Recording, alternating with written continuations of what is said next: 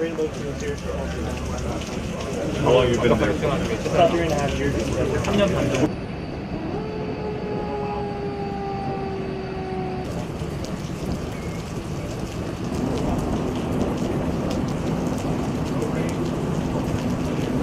원래 계획은 아니었는데 이제 한국에 약간 문제가 생겨서 배우들이 한국할 때 이렇게 했었는데 굉장히 그 당시에 거기 They had that asset on the ground. 동맹에 대한 어떤 공약을 가지고 있는 정비하고 이제 항공기가 이제 비행할 수 없는 다른 어떤 항공기 할 수 없는 임무를 수행합니다. 이 항공기. They can be labor intensive, but Make sure that they are building aircraft that come in with our jammers. One liner on each side. Kind of a mission, sir, for the javelin. Just to contact station 1, station 2. Supposed to review the stairs, so if you do it, we'll reach us.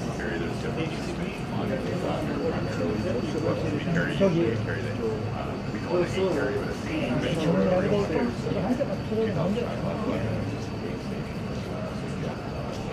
there's one bay, two bays, third bay in front of this one up there.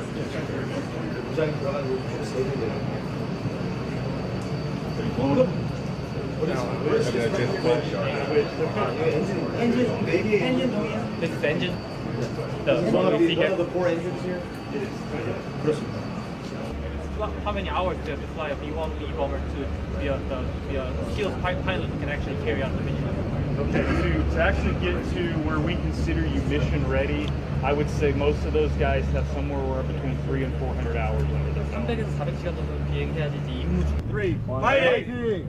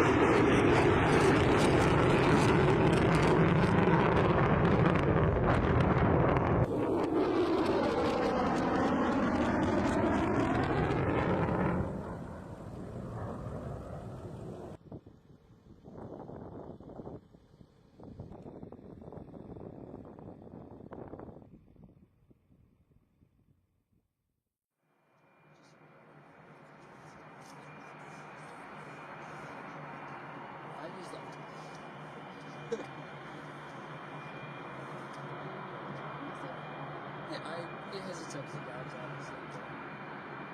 Overall, it's a great experience.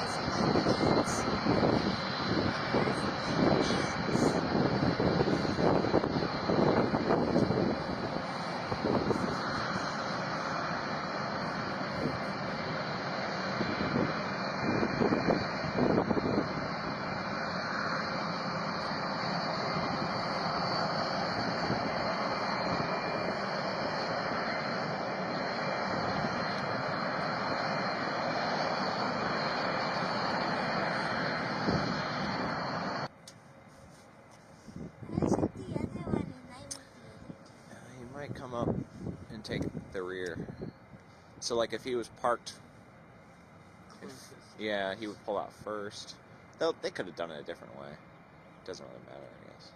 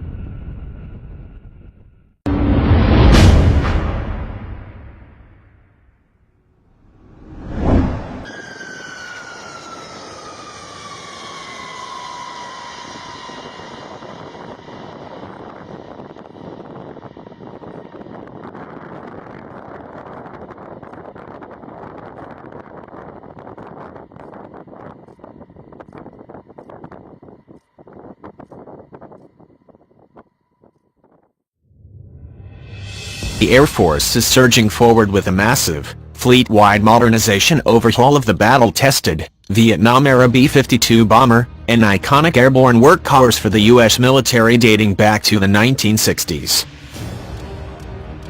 Engineers are now equipping all 76 of the Air Force B-52s with digital data links, moving map displays, next-generation avionics, new radios and an ability to both carry more weapons internally and integrate new, high-tech weapons as they emerge, service officials said. The technical structure and durability of the B-52 airframes in the Air Force fleet are described as extremely robust and able to keep flying well into the 2040s and beyond, so the service is taking steps to ensure the platform stays viable by receiving the most current and effective avionics, weapons and technologies, Air Force weapons developers told Scout Warrior in an interview last year. The B-52 has a massive, 185-foot wingspan, a weight of about 185,000 pounds and an ability to reach high subsonic speeds and altitudes of 50,000 feet, Air Force officials said. Their structure, service life and airframes are good until around 2040. They are built very strong structurally. This is not a structural modification, but upgrades to the capabilities in the avionics, a senior Air Force official explained. You are taking this old structurally sound airframe and putting modern avionics, modern communications technology and modern weaponry into it. Known for massive bombing missions during the Vietnam War, the 159-foot-long B-52s have in recent years been operating over Afghanistan in support of military actions there from a base in Guam.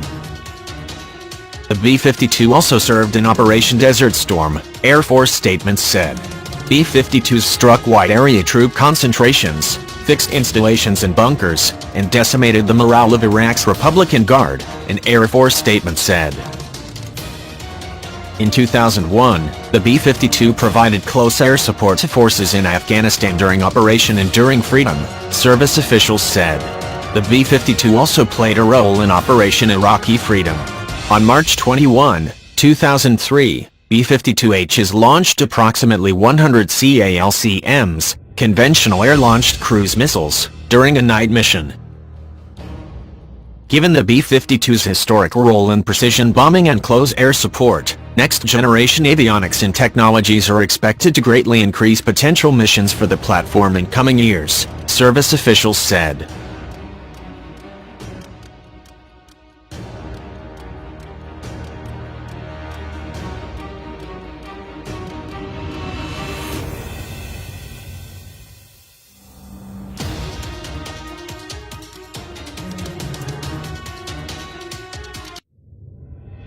Two distinct, yet interwoven B-52 modernization efforts will increase the electronics, communications technology, computing and avionics available in the cockpit while simultaneously configuring the aircraft with the ability to carry up to 8 of the newest J-series precision-guided weapons internally, in addition to carrying 6 weapons on each wing, officials said. 8 B-52s have already received a communications, comm systems, upgrade called Combat Network Communication Technology, or Connect, a radio, electronics and data link upgrade which, among other things, allows aircraft crews to transfer mission and targeting data directly to aircraft systems while in flight, machine to machine, an Air Force official said. Key attribute in terms of machine-to-machine data transfer technology which allows for more efficient, seamless and rapid communication of combat-relevant information. Using what's called an ARC-210 Warrior software programmable voice and data radio, pilots can now send and receive targeting data, mapping information or intelligence with ground stations, command centers and other aircraft. An ability to receive real-time targeting updates is of great relevance to the B-52's close air support mission because fluid, fast-moving or dynamic combat situations often mean ground targets appear, change or disappear quickly. Alongside moving much of the avionics from analog to digital technology, Connect also integrates new servers, modems, color display screens in place of old green monochrome and provides pilots with digital moving map displays which can be populated with real-time threat and mission data, developers explained. The new digital screens also show colored graphics highlighting the aircraft's flight path. Single explained that being able to update key combat-relevant information while in transit will substantially help the aircraft more effectively travel longer distances for missions, as needed. The key to this is that this is part of the long-range strike family of systems, so if you take off out of Barksdale Air Force Base and you go to your target area, it could take 15 or 16 hours to get there. By the time you get there, all the threat information has changed, an Air Force official said. Things move, pop up or go away and the targeting data may be different. The upgrades will also improve the ability of the airplane to receive key intelligence information through a data link called the Intelligence Broadcast Receiver. In addition, the B-52s will be able to receive information through a Link 16-like high-speed digital data link able to transmit targeting and intelligence, surveillance and reconnaissance, or ISR information. The Connect effort, slated to cost $1.1 billion overall, will continue to unfold over the next several years, Single explained. The entire fleet of B-52 will be operational with Connect will be ready by 2021, developers told Warrior.